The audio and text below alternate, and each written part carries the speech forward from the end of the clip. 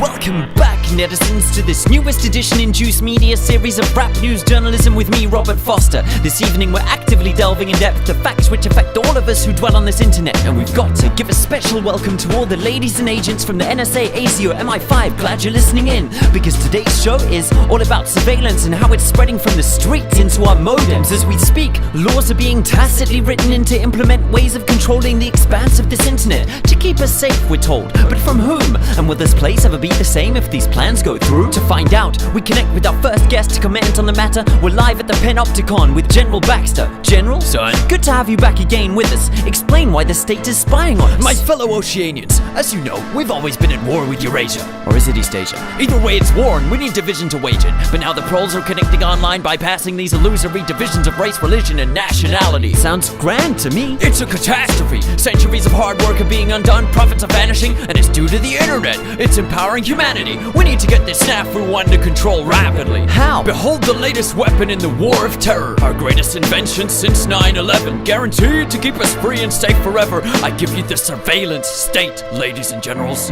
Our secret wires log your key style. Monitor every single number on your speed dial. Rewind straight to your position with facial recognition and pinpoint you within 0.03 of a mile. We've put eyes everywhere without consulting you, keeping you safe whether or not you want us to. Soon there'll be no freedoms left for threatening.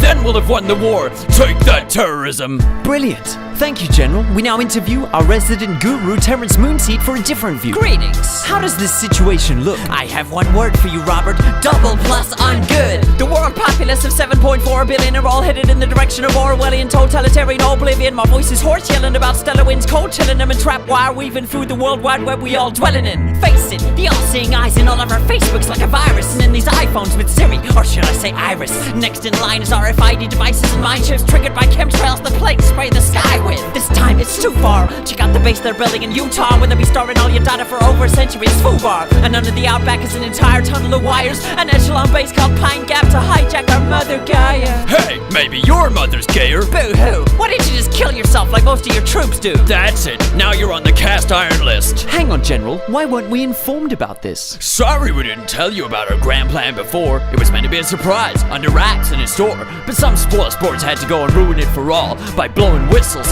in spite of the damn law. Bill, Benny, and Thomas Drake are trailblazers for leaking these tactics. Hey, civil liberty activists, this is all legal. Anything we do now actually is. How did... You can't question my authority, thanks to this. And that shit's global, people. In Australia, it's now legal for the government to store all SMSs, searches, and emails. Australians, it's taking place under your nose. Unless you wake up, all your data are belong to ASIO. Come on, everyone knows. You can trust the government now. If you got nothing to hide, you got nothing to worry about. That might be the case with things that are happening now, because most people agree with most of the laws that are being handed down. But once the Illuminati reveal their agenda for you, this surveillance will enforce laws you no longer consent to. But by then it'll be too late to protest too, and anything you've ever said, typed, or browsed can or will be used against you. I'm confused. So what should we do then? What should we do? Nothing. This is all an illusion. It's just a ride, a delusion, the Matrix, the Maya deceiving us. Oh, you hippies really make our job so much easier. Sorry to interrupt, but we're picking up a signal from beyond the space-time continuum. Quick, switch on the juice channeling portal.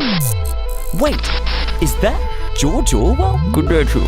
Wow, what do we owe this honor to? I tried to warn you noobs, but I see you are actually fools, or else you thought this was an instruction manual. Yes, so can you advise us? What would you have us do? An open and universal internet is the most effective tool you have to address the issues that afflict the world at hand. Therefore, protecting it is the most essential task that stands before your generation. I think I understand. Hush, man, you must not lose the internet. Heed this mantra. Who controls the internet controls the data. And who controls the data controls the future. We're losing you. I leave you with a tool to use. An onion? Don't be simple, Robert. This is but a simile. It stands for Tor. Tor? Google it. It's for anonymity. This onion router open network helps considerably against tyranny, but its abilities only work if all you use it consistently. And even if you don't use it, run it so its force swells. Thanks, Mr. Orwell. From now on, call me George-Orwell. If we'd had such tools when I wrote this, well, it would have been so much simpler to tell Big Brother to go f*** himself. The mother sucking piece of shit.